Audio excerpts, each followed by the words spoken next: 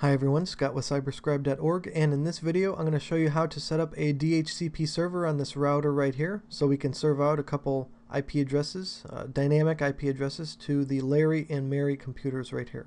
So right now they have the static mappings of 10.0.0.51 and 52, and we're going to change that and hopefully get some addresses from the router here. So it's pretty easy and it's only a couple commands, so let's just get into it. So you're going to go to your global config mode and go IP DHCP pool, give it a name, just hit enter.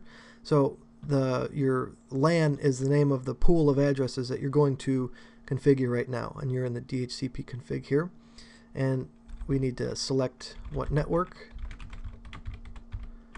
and subnet mask. Okay, so this you're telling it where you want those addresses to be pulled from, and we're going to say default router. Remember tab completion and context sensitive help with the iOS, they're both come in handy. Default router is going to be 10.0.0.1. that's the router facing the clients there. It's on the inside of this network, not on the outside. Default router 10.0.0.1. and you can also do a DNS server if you want. We're not going to do that. You can also do a domain name if you want. We're not going to do that. And there's a lot of stuff you can do. Okay, so if you really need to, you can kind of tweak it a little bit to a good amount if you want. But essentially, you're going to have about 3 commands, and you're going to have your DHCP server up and running. And that's all you need to do on this end here. Now we're going to go to, this is VPCS, Virtual PC Simulator. So VPCS 1 is Larry and 2 is Mary. So we're going to go IP DHCP. So this should request the dynamic address from the router. Let's see what it does. And take a look at these letters and see what they stand for. Okay, you have your IP address. Let's ping 10.0.0.1, and you're working.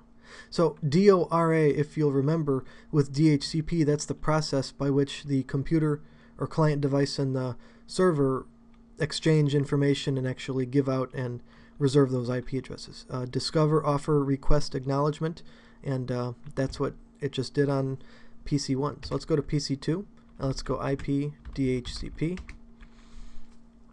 And you see on PC1, Larry's PC, it changed from 51 to 1, 10.0.0.1 to from 10.0.0.51. Alright, and ping works on PC2, and this changed from 10.0.0.52 to 10.0.0.3. So let's go back to the router, and let's just ping back 10.0.0.2. Works. Well, let's do .3. And that works. And one other way you can do is you can do a show IP DHCP bindings, and then you can see the IP address and the MAC address of the clients that receive those addresses, and that comes in handy too. There's a lot of other show commands, and I'm going to do a different video on that. But basically here, I just wanted to show you how to set up a basic DHCP server on the router and serve out some addresses. And that's all I had for you today. So stay tuned for future videos.